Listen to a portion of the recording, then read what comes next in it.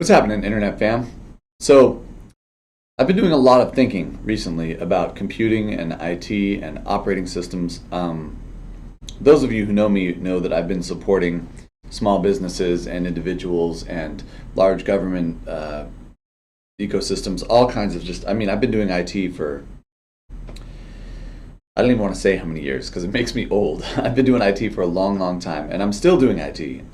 I'm doing a lot of IT. I've got thorntontext.com, and I've got a lot of small clients in Oregon, California, Arizona, and here in Hawaii as well. And I'm also still doing a lot of websites. I used to do a lot of web design back in the .com era. In fact, that's why I quit college to go build websites and stuff like that, because the money was just too good, and it needed to be done. I mean, even when I was in college, I was building websites for the professors and for the school itself. And even though at the time, their infrastructure was fairly basic as far as the IT stuff went, I mean, this is kind of at the very dawn of the internet age. I actually had crazy email addresses that you can't get now, like rhy@hotmail.com. That was my email address for a long time. I think some hacker finally got it away from me because I used an old dumb password. So I don't have it anymore. But I've been thinking a lot about tech recently, and it's frustrating because we have such better hardware now than we've ever had. I mean, you can get a smartphone that is a better computer than any computer that even existed on the whole planet, 20 years ago. And what do you do with that smartphone? Well, you struggle to swipe a response or have bad voice recognition kind of texting back and forth, and you send that text to your friend, and sometimes the text doesn't go through and you have to resend, and sometimes they're on some other ecosystem, they've got an Apple product and they only do iMessage, and or they're on Google and they want a Google Hangout, or they're on Snapchat, or they're on WhatsApp, or they're on, you want to email, but then it goes to their spam folder. And by the way, everybody's on Gmail. It's completely like nobody owns their own email server. Nobody runs their own email server. It's all Gmail. And if it's not Gmail, it's Office 365, which is like a crappy version of Gmail, if we're being honest. Or, the Apple iCloud stuff, which is also like a crappy version of Gmail, if we're being honest. And it's just really, really disappointing to me that in 2019, we've got this situation where all of these corporations own everything. They literally own everything, and it's all garbage. I mean, the hardware is great. You go and get the brand new Samsung S10 or the new iPhone 10 or 12 or whatever they're at now. I don't even know. It's going to be a really good piece of hardware. The Google Pixel. I mean, and even other brands have great phones. Asus puts out a good phone. Motorola has good phones. I mean, there's all these different corporations that are putting out good phones. The hardware is great on all of them. The camera's great, the processor's great, and most of them are running some form of Android, which is basically Linux. So actually, the operating system itself is pretty great, but, and this is a big but, it's not really Linux. It's Android, which is Google's hacked version of Linux, and really favors all the Google products, in a way that I think is very detrimental to the overall ecosystem. And don't get me wrong, I love Android as an operating system. I use Android myself. Actually, I recently bought a phone. I bought a European version of the S9 so that I could hack it and put Lineage OS on it. And I am very happy to be out from underneath the Google jackboot, the Apple jackboot, and all the other corporate jackboots, and have an operating system that I actually control. And Lineage OS is great. It's the old Cyanogen mod, if you're not familiar with it.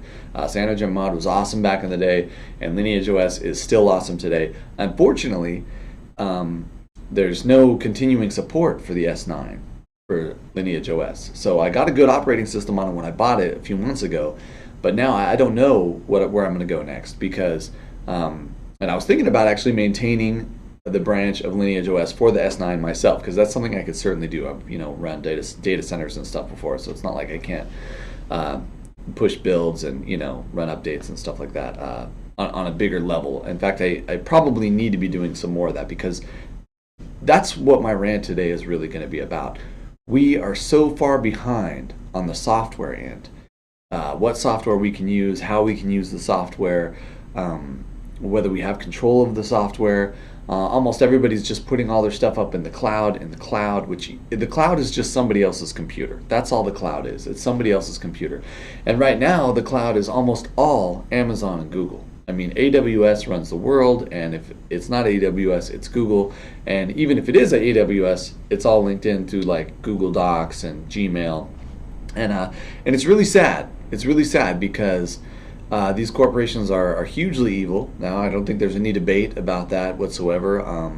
The way they treat employees is absolutely abysmal. Customer service is, beyond ridiculous. You can't get somebody on the phone at Google. It's impossible. They don't even have a customer service department because they don't provide any kind of customer service at all. You cannot get somebody on the phone at Google. If you have a successful YouTube channel with millions of viewers, they can just cut you for no reason at all. They've done it to a bunch of people now. They're censoring all the searches. They're definitely in collusion with the American government. And, which should be no surprise because Facebook, Google, most of these big Silicon Valley tech companies got funding from DARPA, got a lot of funding from DARPA, got a big chunk of change at their very inception from DARPA, the Defense Agency Research, I don't remember the rest of it, but any program of America, whatever it is. So it should be no surprise that they're colluding directly with the NSA, with the CIA. I mean, they're on the payroll. So, I mean, when I get paid, I usually do whatever the guy's paying me tells me to do. And if that's to help him upgrade his Mac, then I help him upgrade his Mac. As much as that hurts me because I personally hate Apple the most. I hate the lock-in that they give to their users, the way they force the user into their ecosystem and then lock them in there. And then the way they have factories in China where people are committing suicide because the working conditions are so bad. Foxconn is the subsidiary that builds the Apple products where that's happened. Look up Foxconn suicide nets, CONN, 2 N's on Foxconn. I really, really deeply hate Apple, what they've become. They are the essence of Big Brother. They are Big Brother in all the worst ways, and I really, truly hate them. And the other alternatives aren't that much better, if I'm being honest. I don't think Samsung is quite as evil as Apple, but I'm sure they're using slave labor to build their devices. So, and I'm sure that if they were the hegemonic force that iOS is, then they would be probably just as evil as Apple. So, and we could have better. We could have better. I mean, open source exists, and open source is a huge opportunity for us to improve all of human interaction with other humans, all of society's interactions. And I'm still excited about that idea, and it's still a possibility, but it's not happening right now. And the main reason it's not happening, the number one main reason, is because it's not easy. Nothing's easy to use that's open source. Sure, you can use Firefox, which, by the way, Mozilla has been corrupted, and they're almost as evil as Google as all these other people too, with their, their forced community guidelines, saying, all kinds of evil stuff about Mozilla. So I'm not advocating for Mozilla, although in the past I have advocated for Mozilla, and they used to be not as evil as they are now too. So, and Firefox is still a decent browser, although it's sad now that it's using WebKit, so it's basically another version of Chrome or another type of Google's Chrome now. And Google's Chrome is the hegemony. Google's Chrome is now the hegemony that Internet Explorer used to be, and if not even worse, because it's across multiple ecosystems. People are using Chrome on their phone, on their tablet, on their laptop, at their office, at home on their laptop. People are using Chrome everywhere, and now other browsers, to stay competitive with Chrome, have to use Chrome as a backend.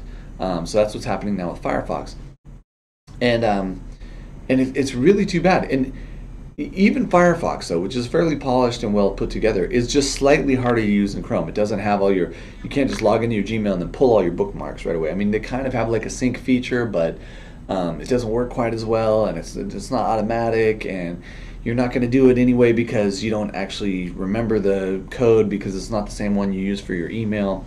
And in the same way, you got Google Photos. You put Google Photos on your phone, boom, all your photos are backed up to the Google Cloud. It's incredibly convenient. I have I advocate for it all the time with my clients because there's no real alternative. And if they lose their phone, they don't want to lose all the precious pictures of their kids, of their family, of all the important things that's happened to them in their lives, especially when somebody passes away. And then now all you have is the photos. Those photos become more valuable than anything we own. And we're just giving them to Google. We're giving them all to Google right away. Just put it in Google's cloud. There you go. It's gone. And you can go get them from the cloud. It's compressed and whatever. And Google definitely knows how to run a data center. When push comes to shove, when the rubber meets the road, these corporations really do, know what they're doing and can run these servers and everything. But it's just so unfortunate that they do. And it's so unfortunate that instead of decentralizing, allowing us to own our own infrastructure, we've gone the other way and just let these big giant corporations own everything. And it's a bummer. And it doesn't have to be that way. It doesn't have to be that way at all. And so recently, because of my airships project, if you haven't seen it, go check out openairships.com. It's hugely ambitious. I think it's I'm really 100% full steam ahead on it. I want to do it, but I had to start compartmentalizing and breaking it down into smaller tasks because it's such a big task, the overall task, to completely replace our entire transportation system, basically, our entire internet, to replace everything that we're doing right now in the modern world with something totally different and new and better is not a small task. It's hugely ambitious, and I'm still intent on doing it. However, I had to kind of break it down into smaller pieces and steps along the way, and it really got me thinking more along these IT lines, which is my area of expertise. It's what I've been doing professionally along with music, for a couple of decades at least, maybe a little more. We don't want to talk about that. And we have all the pieces.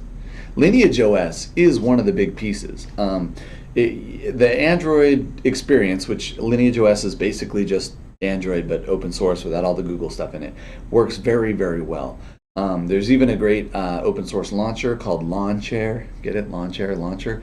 That works phenomenally well. So I've actually been able to replace Nova Launcher with Lawnchair. And so now I have yet another open source piece on my main device that I use most of the day. But the problem with Lineage OS is that it doesn't tie in any of the backend stuff, any of the cloud stuff. And it doesn't free us from still utilizing Gmail and Google Photos and Amazon and all these other things. So my thought was, there's another great product that I use in the server room all the time called Proxmox. If you're not familiar with Proxmox, which if you're not an IT expert, you wouldn't be, and even if you are an IT expert, you're probably not anyway, because almost nobody's using it, which to me is crazy, absolutely crazy, because it is far superior in every way that I can tell from my testing to the big dogs in that fight, which would be either the Amazon cloud or the one that a lot of companies switched over to was VMware.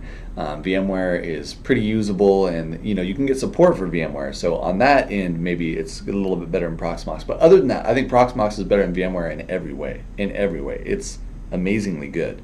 I've used it to great success for small clients, medium clients, huge institutions. I mean, individuals. Proxmox is a very powerful server OS. What it does is it takes the hardware and says, okay, you can run whatever operating system you want on here as a virtual machine.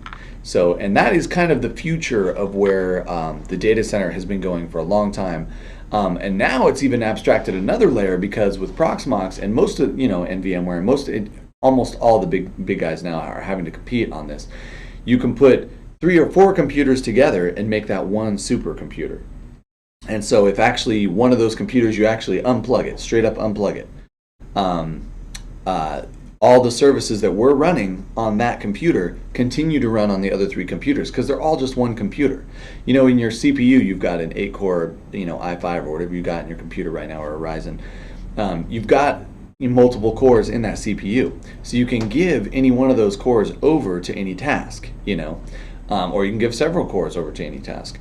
But when you do it on that level in the server room with Proxmox, in a lot of the cases you're using like a Xeon with 128 cores, and you've got 3 of them in 3 servers. So you're looking at, you've got 256, 512 cores that you can put in the supercomputer with Proxmox. And that sounds very confusing, and it is very confusing. And this is some high-level IT stuff that's one of the reasons why somebody like me can get paid a lot of money to help people set this up. Because it's very confusing, and it's very technical, and it's very difficult. But it doesn't have to be. It is right now, but it doesn't have to be. And so that's my idea, is I want to really take Proxmox out of the server room and put it on people's individual devices on their Android phone.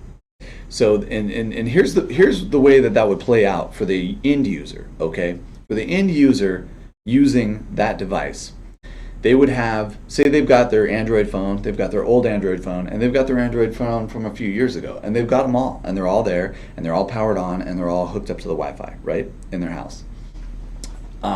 If you were able to put Proxmox on all those computers, now all 3 of those phones are suddenly a supercomputer in the same way that the servers would be in the data center, okay? They're connected on Wi-Fi, and if you turn one of the phones off, whatever essential services you have running are instantly just taken over by the 2 phones that are still on. If you take one phone and leave, then some of the services could stay if they're like a local service that you want on your cell phone.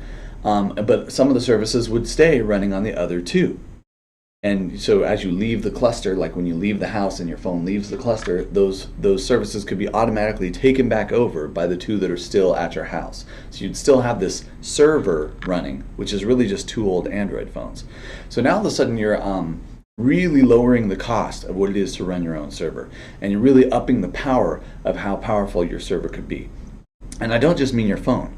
All of your devices could run on this new OS, right? Because Proxmox is just a version of Debian, and Android is a version of Linux, which is very, a very altered version, but it's very similar to Debian actually. So we could combine Lineage OS and Proxmox into some crazy easy to use operating system that's incredibly powerful and allows all of your devices to connect and become one supercomputer, one cluster is the technical term for that. Cluster supercomputer, and then whatever device you're on actually using could be using all the CPU, all the RAM, all the bandwidth of all those devices combined to give that device that you're actually using ultimate power in your hand. So you would, even if you were using an old Android phone, it's using your laptop, it's using your tablet, it's using your other old Android phone. It's using all of those combined CPU, combined RAM, combined network bandwidth, and saying, push everything to the one that you're actually using. So everything would just be super quick and super powerful and super easy, and you'd be able to get maybe better voice recognition, maybe better text recognition, maybe even better compression for when you're recording videos or doing a video chat. Any of those things would no longer be bottlenecked by the actual device that you have. And right now, it's not a bottleneck even if you have only one device. I mean, if you have a S8, S9, S10, these are supercomputers by themselves. And that's also true on the Apple side, and also true for the Pixels and everything else. I mean, the hardware right now is great, so that's not the bottleneck. The bottleneck is the software. The bottleneck is the user interface, most specifically the user interface. Right now, for me to set up a Proxmox cluster for a customer, it's very simple for me actually, because I've done it for 20, 30, 50 people in the last couple of years. People are businesses or institutions. So it's not that hard for me. It's pretty simple. I understand it in and out, and it's a fairly basic process. But for somebody coming off the street who's never done IT, who's never installed an OS with that kind of power, it would be complicated. They wouldn't really know how to do it. So my idea is to make a really intuitive, easy to use installer for Proxmox, and then also allow the Proxmox backend to run on Android devices. And so that's my idea, and that's why I've started this new project, Supermox. If you want to check out the website, it's supermox.me. Supermox.com was already owned. Supermox.io was too expensive. I'm on a pretty extreme budget right now, so I just bought supermox.me. And I pushed up a quick Weebly template so that you could see some of my idea. I'm going to start sketching designs, drawing designs, and actually implementing some of these designs right away, because I think this is maybe a more important, bigger fish to fry than even in the airships thing. Although the airships is super essential, we absolutely need to move away from our current way of living in cars and houses, and just have a portable house that can fly anywhere for free. It's 2019. We should be living in that future. The only reason we're in this dystopia is because these corporations have us all pinned down. They have us financially pinned down. They're making us make them profit, and they're not paying any taxes, or very little taxes. And so we have no social system now to protect ourselves, and nobody can really make any money. You can't make a good salary when, Jeff Bezos is making trillions per second. All of his employees are making nothing as a result. And that's true not just in that one corporation, but it's true economy-wide now. These giant corporations are making huge amounts of money, and us as individuals are making almost nothing. And so Supermox, I think, is my plan to solve that. And it's going to be open source, totally open source. I want to get rid of some of the Nagware features in Proxmox as well. Sorry, Proxmox guys, I know you guys have put in some work and it's a great product and I use it all the time, but I've never paid for it because I don't pay for software. It's like an ethical thing that I have. I don't pay for software. It's hard for me to get behind the idea of paying for software, because I think open source is so important. I think open source could be the new religion, and I think Richard Stallman in 1,000 years might be as famous as Jesus, Buddha, Gandhi, take your pick. I think it's that important, and I think moving forward in 1,000 years, people are going to recognize how important it is. And but right now, it's very hard to use. So I want to make something super, super easy to use. Easier to use than Lineage OS, because even installing Lineage OS right now is very tricky, especially because of all the lockdown that these corporations put on their bootloaders. Makes it you have to crack your phone, you have to hack into your phone software-wise to take control of it and put your own operating system on there. That's ridiculous too. I'm excited about some of these projects where they do have more open source hardware. The Pinebook 2, the Pinebook Pro or whatever, a very exciting product. I haven't played with it personally yet, but I am thinking about getting a Pinebook Pro or disseminating it to some of my clients. Actually, I'm probably going to use my mom as the guinea pig, and I'm going to send her a Pinebook Pro. I put together a Linux Mint laptop for her a few years ago, and she's been using it the whole time, but it's getting very old and it needs to be replaced. So I'm looking at the Pinebook Pro. I'm looking at the Raspberry Pi 4. I'm looking at some of these other open source hardware projects because of their inexpensive nature and because of their open nature. I think those might be the thing that we end up running Supermox on in the future. So that's all very exciting. But I mean, right now everybody's got a smartphone right now that could run this. So if we can figure out a way to hack the current smartphones and put Supermox on there, now you could own your own cloud. You say, okay, you take a picture from your phone, it sends over the cellular network. At the moment, I do want to replace the cellular network. Please look at openairships.com, read the white paper if you're interested in any of this. Please just go down the rabbit hole with me and tell me why I'm crazy. I don't think I am crazy. I think it's actually crazy that nobody's doing it yet, honestly. But instead of putting all your photos to Google, you're putting all your photos to all the other devices you already own. So now you're backing everything up across multiple devices. You want another backup? Take one of your Android phones, go put it at your mom's house. Take one of your Android phones, leave it at work. Now you've got a backup of all your essential data that you own on your device in the cloud. It's your cloud that you own on the distributed network of all your own devices. This is a way to get out from underneath Google, Amazon, Apple, and I think it's important. It's on it from an ethical, moral, and even a spiritual level. If you believe in that sort of thing, it's vital that we start moving in that direction.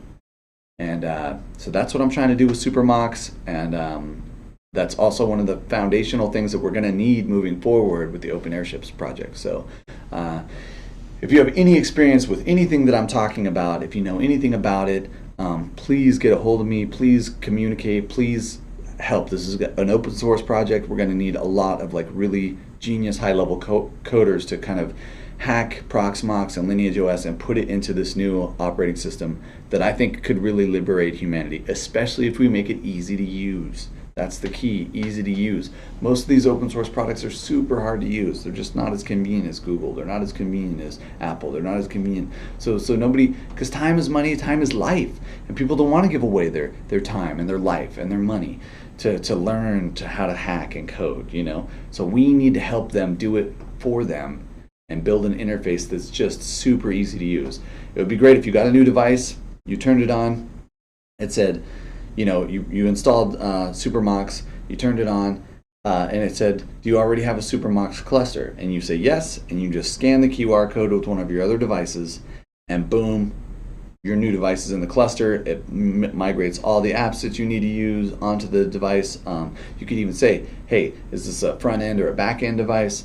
And you could say it's a back end device, boom, it only stores your data, runs your email server, does all that stuff. And that's the thing about Proxmox. It really can do all that stuff. It's got a very powerful built-in firewall, very powerful built-in email server, and if we had millions of people using it, it would improve so quickly, so vastly, that it would easily start to trounce Gmail.